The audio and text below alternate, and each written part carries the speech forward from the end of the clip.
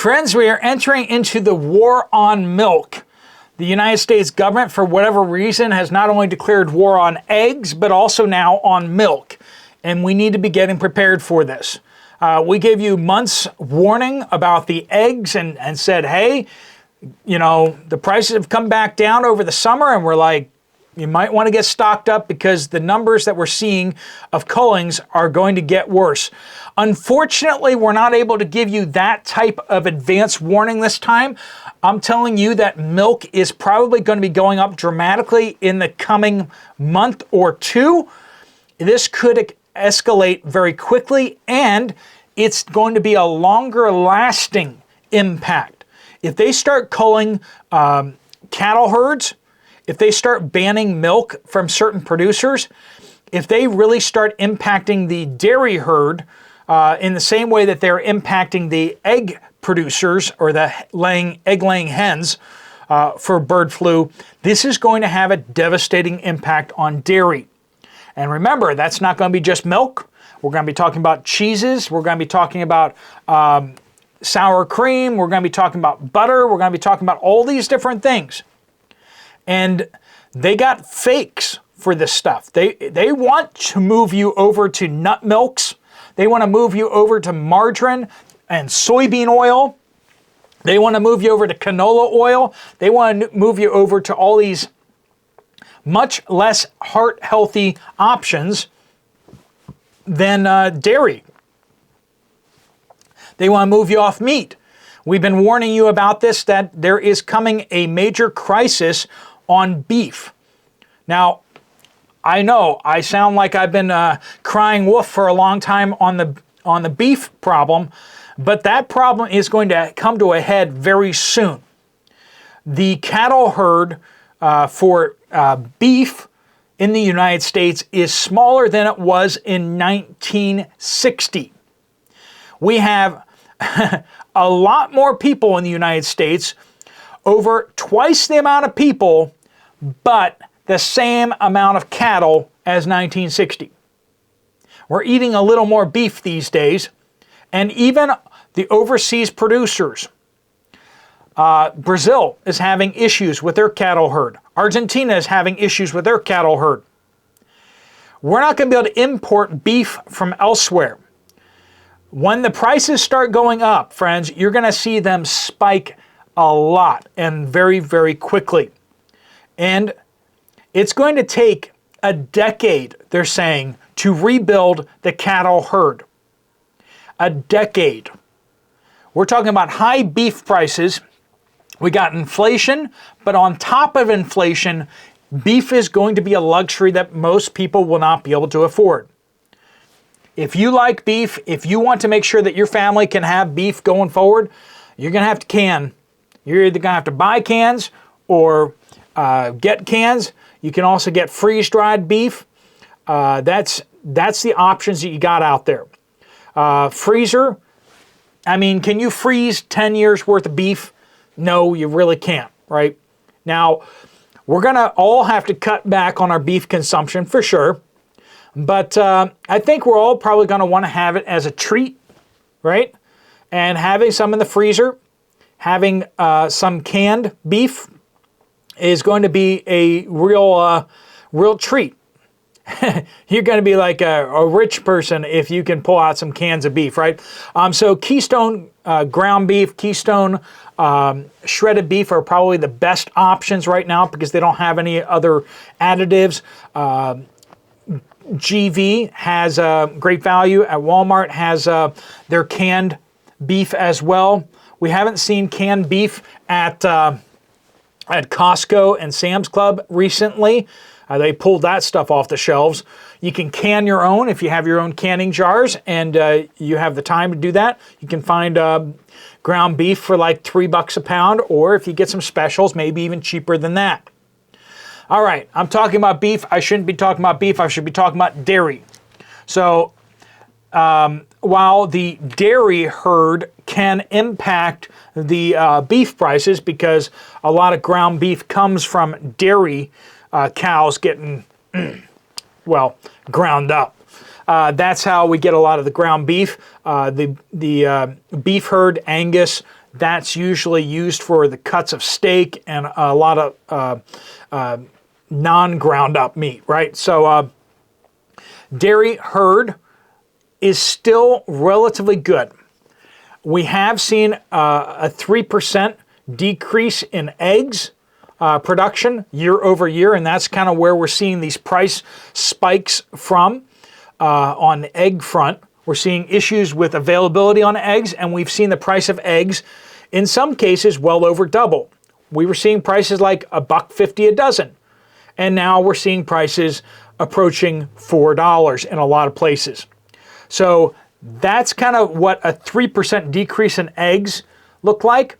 When we start looking at percentages decrease in milk production, it's also going to have a major impact, but milk is used in a lot more products, right? So you got cheeses, you got all these things kind of being coming out of that. So when you stockpile milk, think powdered milk, yes, but also think cheese. Parmesan cheese is a way that you can have cheese that stores very well. Hard cheeses store well. You can get canned cheese. That is a thing. You can get canned butter too.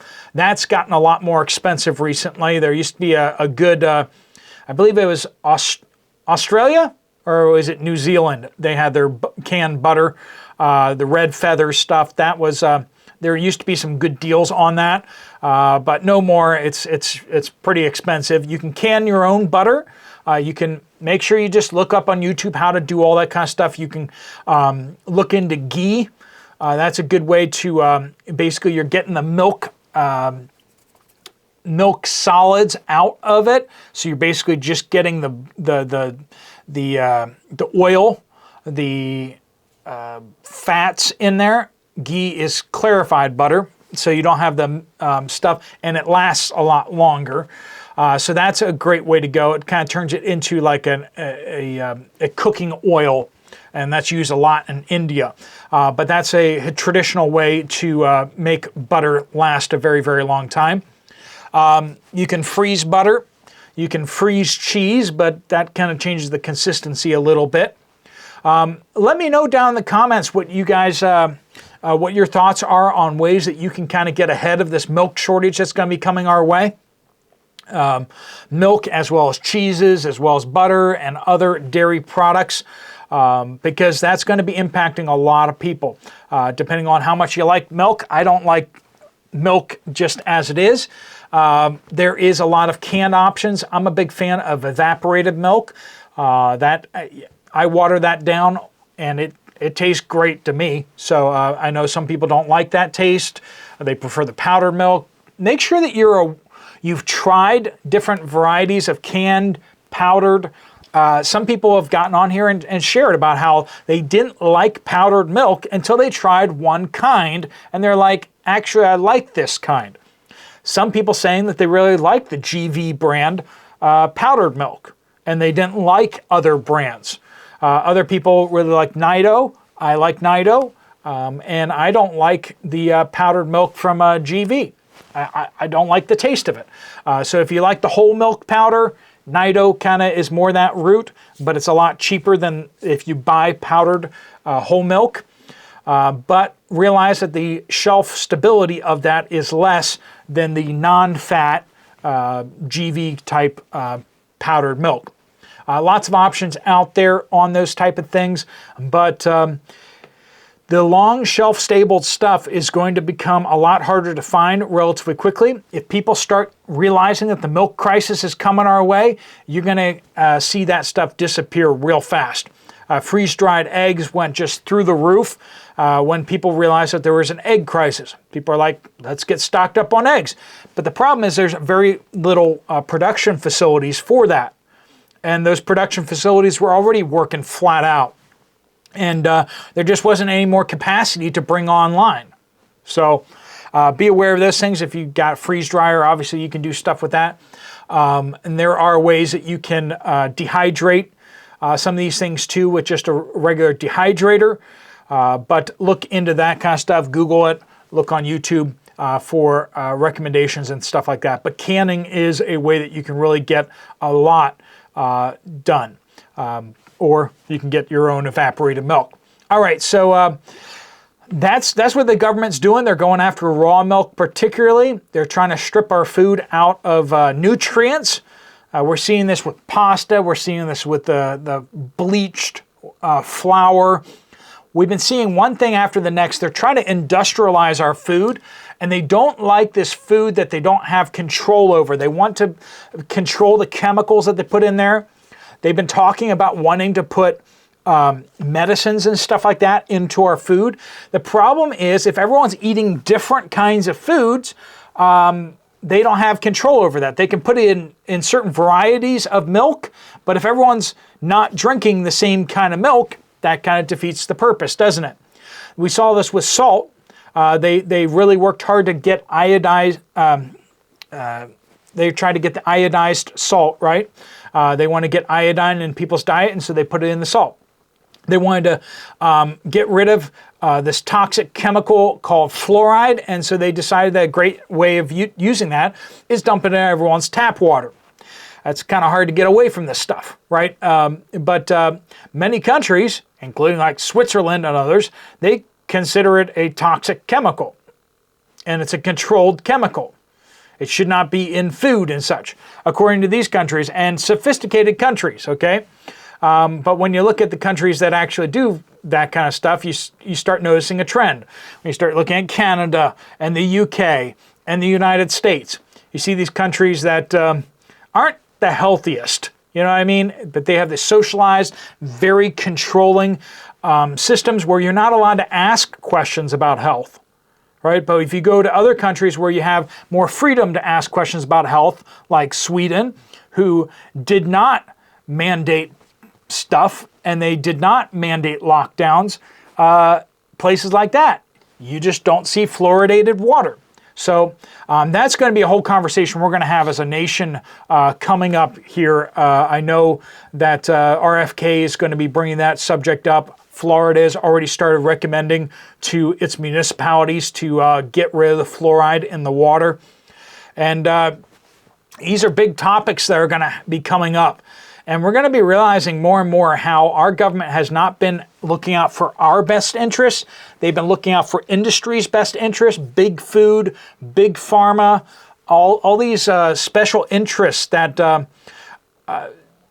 have all these chemicals. You know, you can look into the linkage between big pharma and big oil and how they're using big oil stuff to make the products that they've been pushing on us and getting our insurance companies to buy for us. It's truly disturbing when you really look into it more and more. And it's not just conspiracy stuff. It's like documented stuff that's just out there. And we're going to be seeing, hopefully, more and more the truth of those things so that people can wake up from the nightmare that we've been living in. The United States spends more per capita on our medicine and health care than any country in the world, and yet we do not get good benefits from that. We get better benefits than like Zimbabwe and places where they don't have access to health care. But when we look at countries that have general access to health care, we rank really low. And why is that? Why is that, friends? We do stuff that no other country would ever allow happen. Most other countries, it would be unthinkable to advertise medications on TV. And yet we do that here in the United States without even thinking about it. On this video, you may have seen some advertisements for medications. That should be something that should be illegal here in the United States.